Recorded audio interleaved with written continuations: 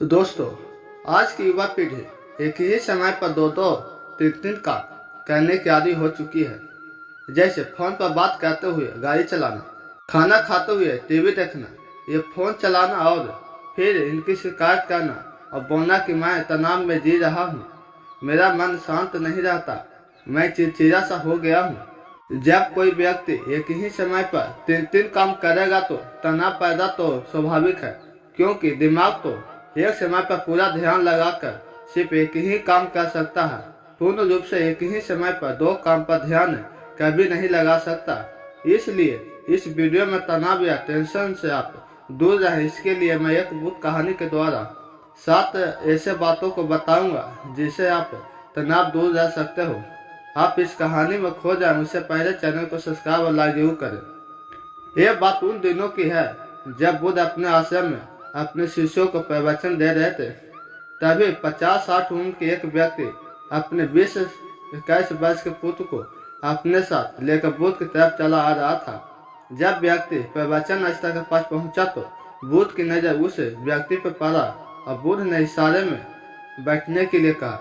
जब प्रवचन समाप्त हो गया और सभी लोग वहां से चले गए तो बुद्ध ने उस व्यक्ति को अपने पास बुलाया और बैठने के लिए कहा।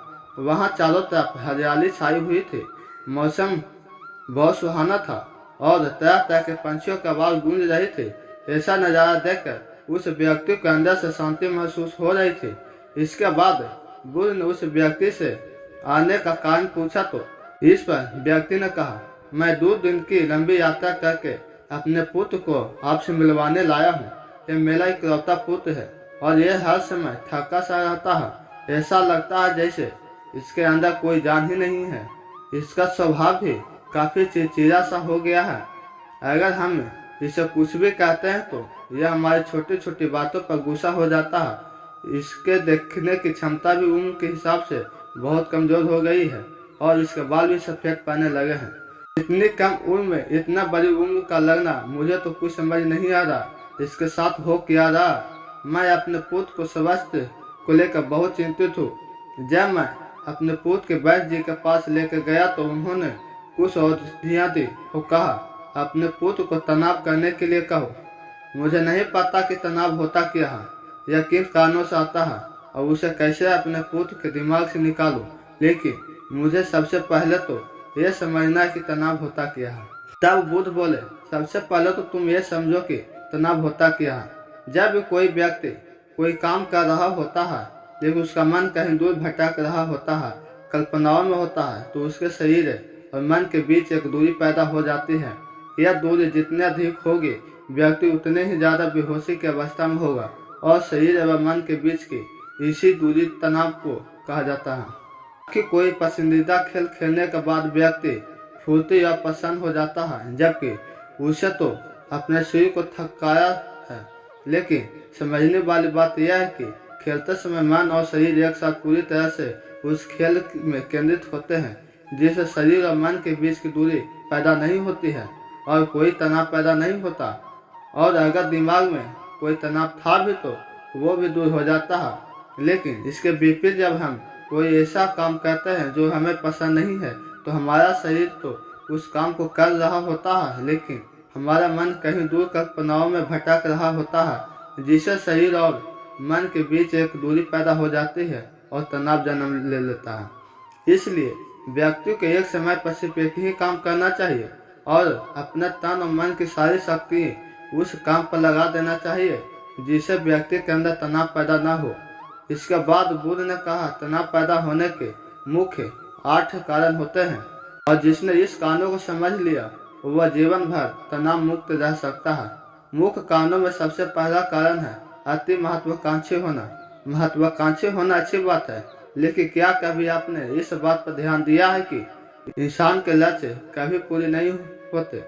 उसका एक लक्ष्य पूरा हुआ नहीं कि वह दूसरे की तरफ भागने लगता है, दूसरा पूरा हुआ तो तीसरे की तरफ, और इस तरीके से वो अपने लक्ष्य को पाने के लिए जिंदगी भर गोल गोल घूमता रहता है। इससे जो व्यक्ति अति महत्वाकांक्षी होता है, जिसे बड़े बड़े लक्ष्य बनाए होते हैं, वह वर्तमान में कभी नहीं रहता। उसका मन सदैव भविष्य की योजना बनाने में व्यस्त रहता है। इसका शरीर तो वर्तमान में रहता है, लेकिन मन भविष्य में ही रहता है, जिससे मन और शरीर के बीच दूरी पैदा हो जाती है और वह तनावधारी जिंदगी जीने लगता है। बुद्ध के मुंह से यह बात सुनने के बाद लड़के ने कहा, बुद्ध तो फिर इसका मतलब है कि हमें लक्ष्य नहीं बनाना चाहिए, क्योंकि लक्ष्य बनाना भी तो महत्वाकांक्षी है। इस पर बुद्ध ने कहा, जीवन में लक्ष्य बनाना कोई गलत बात नहीं है, लेकिन समस्या तब उत्पन्न होती है जब वो अपना पूरा ध्यान उस लक्ष्य से मिलने वाले परिणाम पर ही लगा देते हैं और उसके परिणाम की चिंता करते करते व्यक्ति को वर्तमान में जीना चाहिए।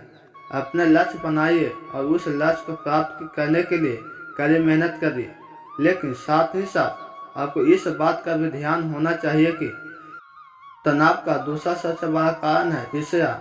जब व्यक्ति ईर्ष्या और जलन से भर जाता है तो उसका मन अंदर से सड़ने लगता है। ईर्ष्या एक आंतरिक तनाव है। आंतरिक घाव यानी कि मन का घाव। व्यक्ति का शरीर का घाव तो भर सकता है, लेकिन मन का घाव कभी नहीं भर सकता। इसलिए व्यक्ति को दूसरे की खुशी और तरक्की से कभी नहीं जलना चाहिए, क्योंकि तनाव का यह कारण है। इसके बाद बुद्ध ने तनाव का अगला कारण बताते हुए कहा कि मन के बुद्धि काम करने से ही मन के तनाव पैदा होता है। जो काम करना हमें पसंद नहीं है, जिसे में हमारी रुचि ही नहीं, उस काम में हमारा मन नहीं लगता। हमारा शरीर तो वहाँ बैठा रहेगा, लेकिन हमारा मन कल्पनाओं की उड़ान भरेगा, जिससे शरीर और मन के बीच की दूरी पैदा हो जाती है और व्यक्ति तनावग्रस्त हो जाता है। इस इंसान को हमेशा अपने रुचि के अनुसार ही कार्य करना चाहिए। अगर व्यक्ति ने यह पता लगा लिया कि उसे कौन सा काम करना पसंद है और वह उसी काम को अपने जीवन का लक्ष्य बना लेता है, तो फिर वह काम करने के लिए काम नहीं बल्कि खेल बन जाता है। फिर बुद्ध ने कहा, तनाव का चौथा कारण होता है किसी दूसरे से इच्छा रखना। बुद्ध ने उस व्यक्ति को इशारा करते हुए कहा कि एक पिता होने के नाते तुम्हारे अपने पुत्र से बहुत सी अपेक्षाएं होगी कि तुम्हारा पुत्र एक बहुत ही कामयाब इंसान बने, तुम्हारा नाम रोशन करे, जैसा तुम चाहते हो उस तरह की जीवन जिए। आज तक कभी किसी की सारी अपेक्षाएं पूरी हुई है?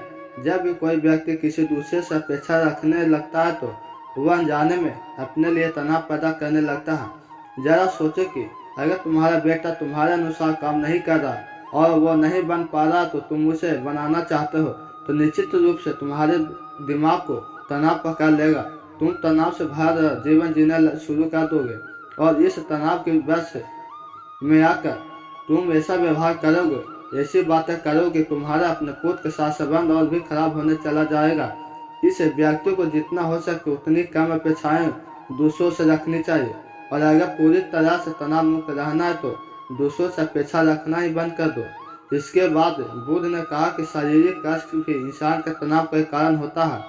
जब व्यक्ति किसी शारीरिक पीड़ा से गुजर रहा होता है तो पूरा ध्यान बस उस शरीर पर दर्द पर होता है और वह पूरे दिन उसी के बारे में सोचता रहता है, जिससे उसका मन दुख के विचारों से भर जाता है और ऐसी स्थिति में व्यक्ति तनावग्रस्त रहने लगता है। यह सुन उस व्यक्ति ने कहा कि हे बुद्ध, शारीरिक दुख तो किसी भी व्यक्ति को हो सकता है, तो फिर क्या हुआ, व्यक्ति जीवन भर तनाव में ही जिएगा? इसका जवाब देते हुए बुद्ध ने कहा, इंसान को यह बात समझनी चाहिए कि हमारा जीवन दुखों का आधार है। जैसे जैसे हमारा जीवन आगे बढ़ता है वैसे वैसे दुख बीमारी आती है और फिर अंत में मृत्यु भी आ जाती है। तो बीमारियां इंसान के जीवन का विभिन्न अंग है, कोई इसे बच नहीं सकता। बस किसी किसी के जीवन में समय से पहले आ जाती है तो किसी को बाद में, लेकिन आती सबको है। जब इंसान का मन इस बात को अच्छे से समझ लेगा तो फिर वह अपनी बीमारी के बारे में सोच कर ज़्यादा तनाव नहीं लेगा, क्योंकि यह हमारे जीवन का विभिन्न हिस्सा है और इसके लिए व्यक्ति को शारीरिक रूप से भी अभ्यास करते रहना चाहिए। अपने जीवन में व्यायाम और स्वास्थ्य जीवन शैली को भी जगह देनी चाहिए। बुद्ध के मुंह से ये सारी बातें सुनकर उस व्यक्ति ने हाथ जोड़कर कहा, बुद्ध, मेरा पुत्र तो अभी मात्र 20 साल का ही है और इसमें अभी इतनी समझ नहीं कि यह आपकी बताई सारी बातों के एक साथ पालन कर सके। आप कृपया करके तनाव मुक्त रहने का कोई आसान सा तरीका बता दे, जिससे मेरा बेटा उसका अनुसरण भी कर सके और तनाव मुक्त भी रह सके। उस व्यक्ति की यह प्रार्थना सुन बुद्ध ने कुछ सोचते हुए जवाब दिया, अगर तुम इतनी सारी बातों का पालन नहीं कर सकते तो इसके लिए एक बहुत ही आसान विधि है। तुम एक बार में एक ही काम को करने पर ध्यान लगाओ।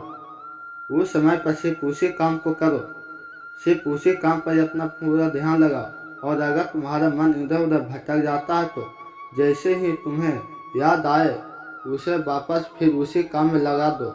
ये सबसे आसान और अच्छा तरीका है तनाव मुक्त रहने का। जब तुम भोजन करो तो उस समय सिर्फ भोजन ही करो, उसे पूरे स्वाद का आनंद लो, उसे अनुभव करो। जब चलो तो अपना पूरा ध्यान सिर्फ चलने में लगा दो। इससे तुम्हारा मन और तुम्हारा शरीर दोनों एक जगह पर केंद्रित रहेंगे और दोनों के बीच दूरी पैदा नहीं होगी, जो कि तनाव मुक्त रहने का सबसे बड़ा कारण होता है।